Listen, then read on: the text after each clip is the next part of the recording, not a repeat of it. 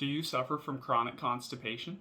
It's estimated that 16% of adults worldwide suffer from chronic constipation, and that number increases to over 33% for people over the age of 60. This is an epidemic. Personally, I've lived with health issues for most of my life. As a kid, I always had the flu or a cold. I suffered from really bad allergies.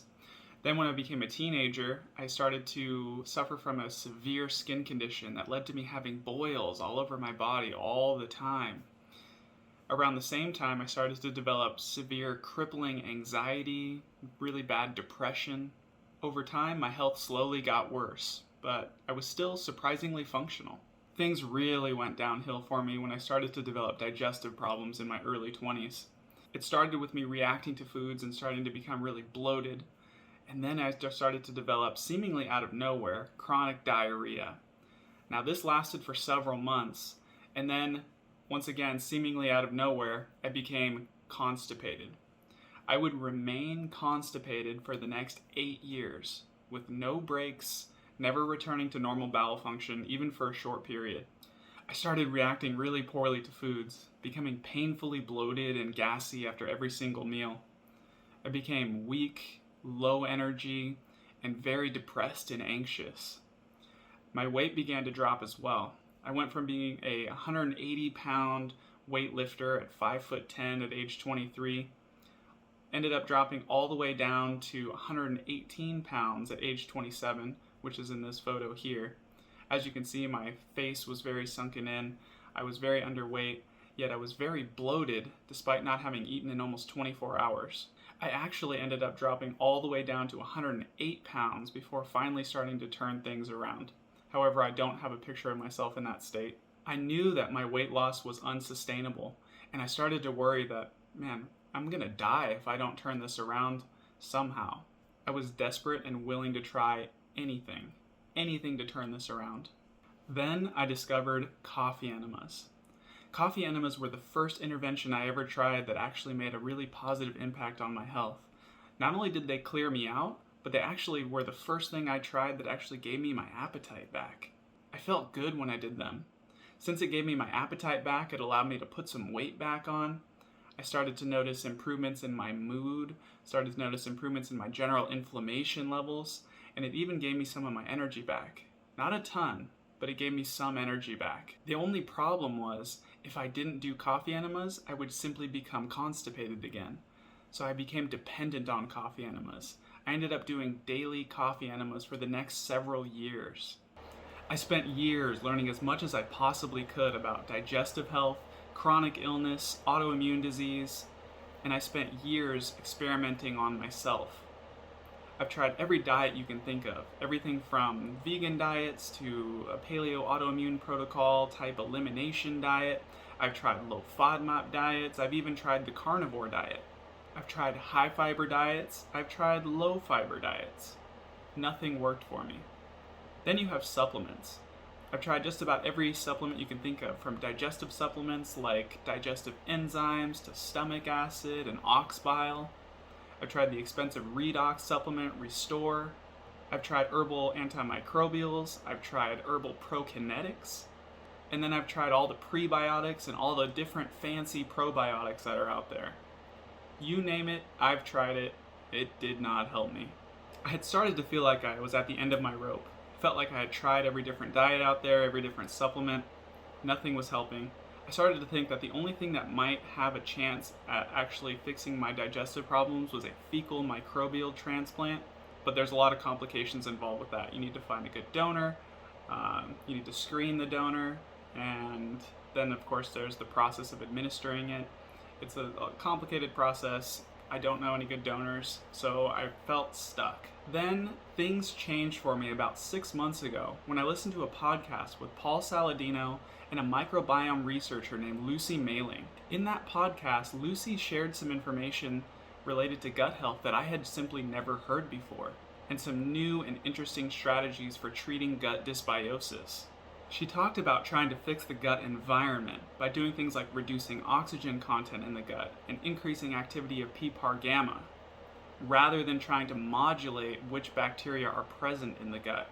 She also talked quite a bit about probiotics, which ones she found to be the most beneficial, and the importance of probiotic strain when choosing your probiotic.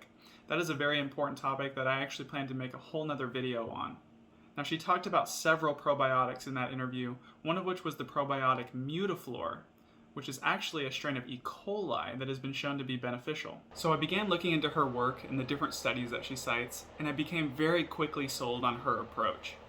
I decided to buy the different supplements that she recommends, like supplemental butyrate, which provides an energy source for the colonocytes, as well as helping to reduce oxygen content in the gut. I bought CBD, as well as iburogas, which are both potent PPAR gamma agonists. I also took glutamine and the probiotic Flora Restore, which is one that she recommends. I started taking these things all at one time, and I started to notice some improvements right away. Improvements in things like my mood, my energy levels. In terms of gut pain, I started to experience less pain when I started to take these things. However, I was still constipated.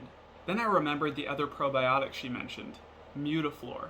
I had avoided this probiotic at first because it's simply so expensive, and I wasn't really ready to spend that much money on something that I wasn't 100% sure whether or not it would work. So I decided to do some research into Mutiflor, and I actually came across a study that was very interesting. This was a study done on patients with chronic constipation. In this study, they took patients who had been suffering from chronic constipation for almost 19 years on average, who were evacuating less than twice per week on average, so having less than 2 bowel movements per week. That's pretty constipated. They gave these patients Mutiflor. By the 4th week, they went from having less than 2 bowel movements per week to having 4.9 bowel movements per week on average. By the end of the 8th week, people went from having less than 2 bowel movements per week in the beginning to having 6.0 bowel movements on average per week. That's almost 1 bowel movement per day. That's a pretty astounding result. I also found this study as well, which shows that Mutiflor can be beneficial for people with intestinal-borne dermatoses, or skin issues caused by gut dysfunction.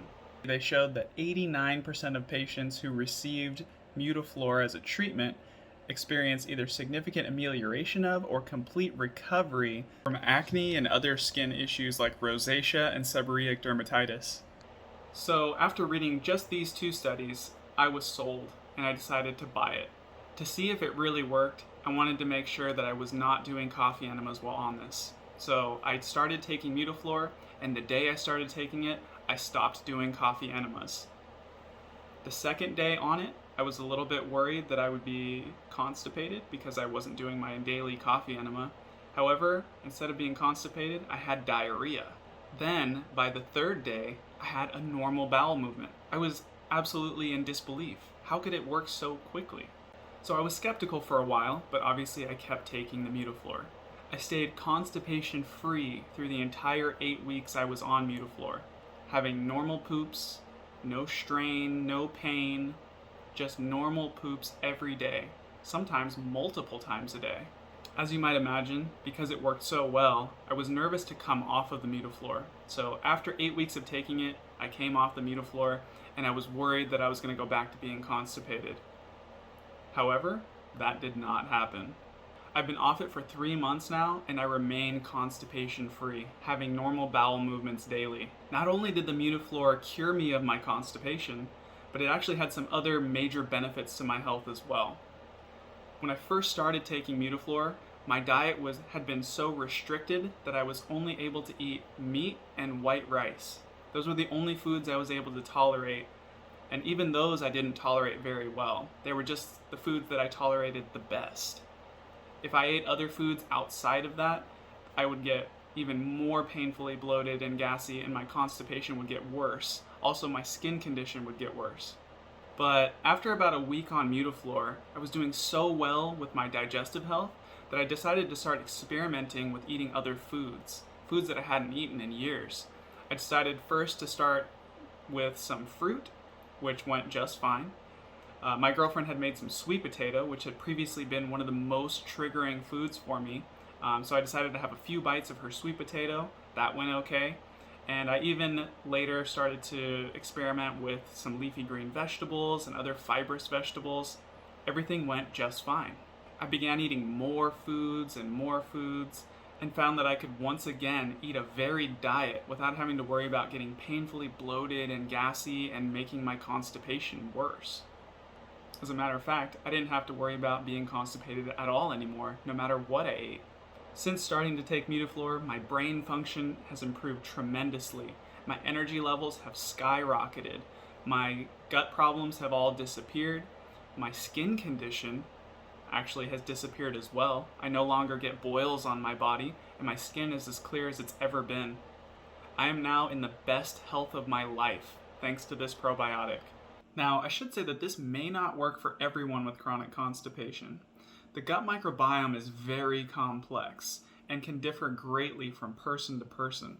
The strain of E. coli in Mutiflor, E. Coli Nissle 1917, serves several important and unique functions in the gut. It's been shown to be able to modulate the immune system. It's been shown to be able to improve the mucus lining of the gut.